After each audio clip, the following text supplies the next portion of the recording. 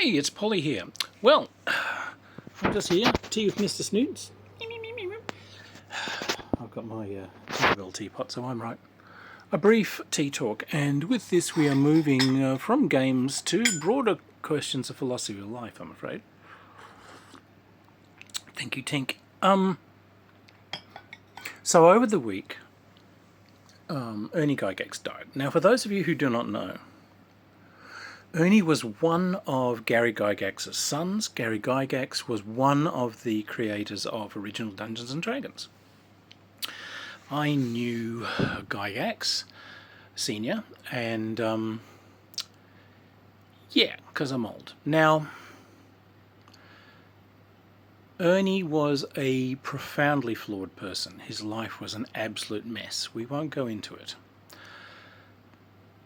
But in the very last years of his life, he was trying to turn things around a little. However, a few years ago, Ernie came out in public and he made some horrible public anti-trans statements.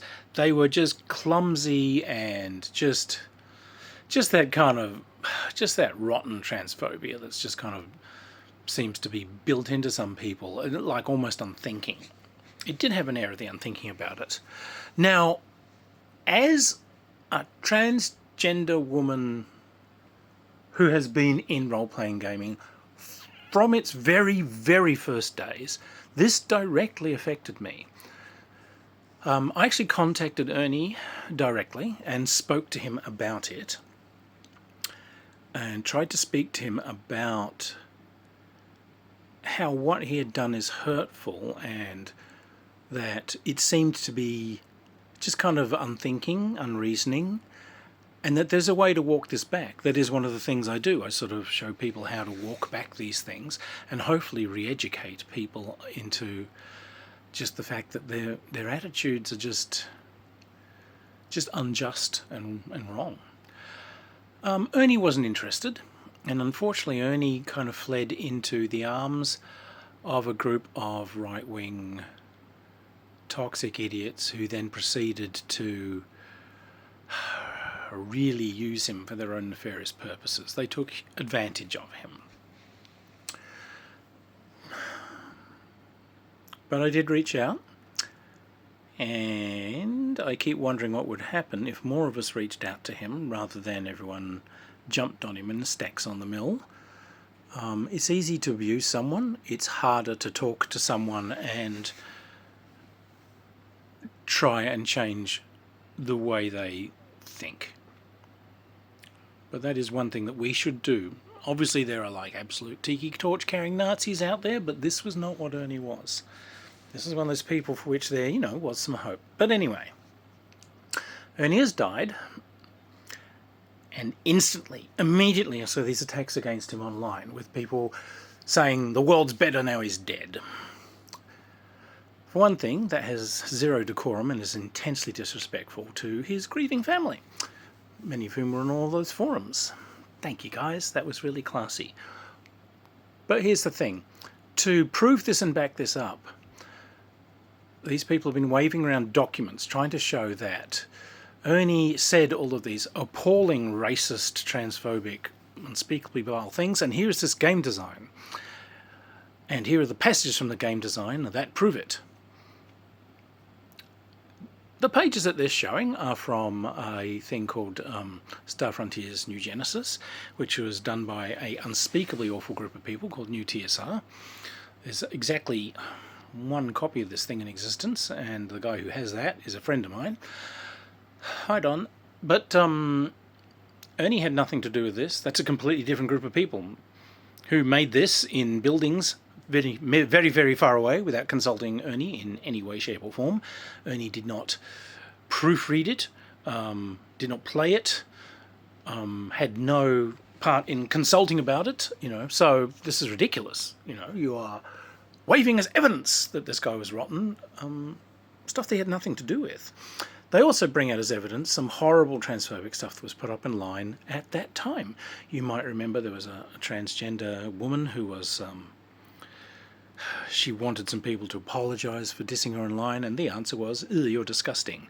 Says, yes, but again, That's not Ernie. Those are two completely different people in a completely different conversation.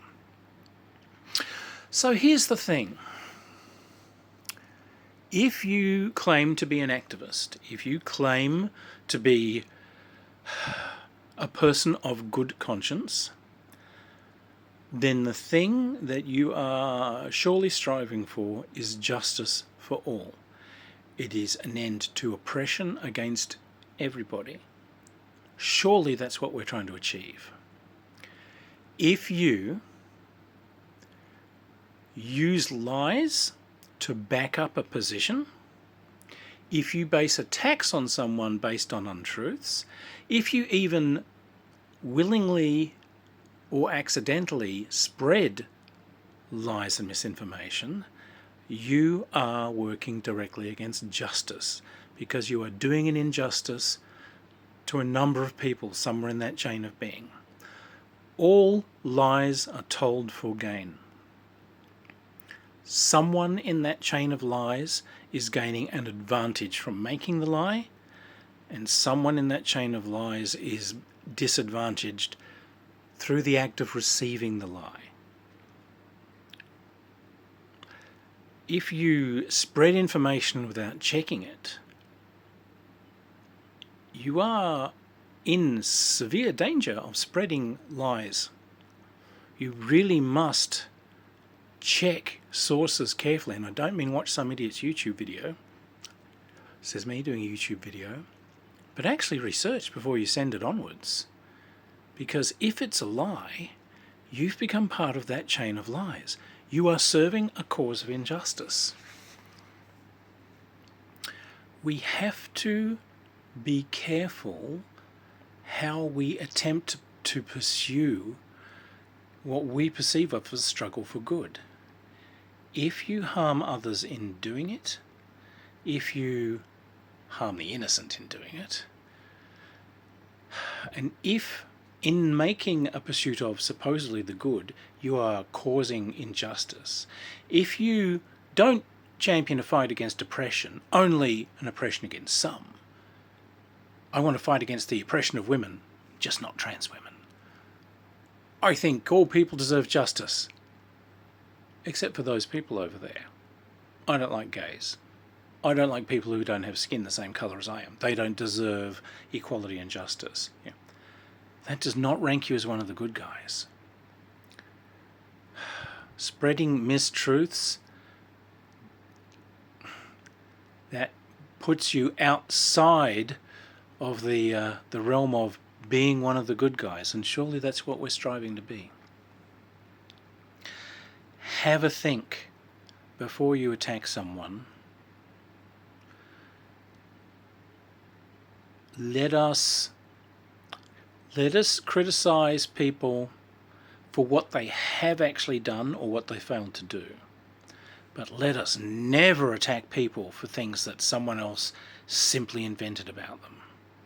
Let us never attack someone on a basis of untruth, because then we have become the weapon of injustice. Anyway, a few small thoughts from a little elephant and myself on a very quiet summer's afternoon in Perth, while having some tea. Role-playing games are about joy, and role-playing games are about exploration and heroism and being one of the good guys. Let's keep embracing that in our actual lives. I think role-playing games are one of the great spiritual testing grounds. Through role-playing games, we have all defended that breach. We have all done those rescues. We have all, at great personal cost, championed good. We have all taken that risk. We've all self-sacrificed. We have explored in ourselves these channels of goodness. Let's carry that through into our daily lives. And then that turns role-playing into something pretty magical. Anyway, look after yourselves, my friends. It's dangerous out there for those of us in minority groups. Take care of your personal safety, but take no shit from anything on earth. All right, much love to everybody. Bye. Oh, Snoots wants to push the button. Okay.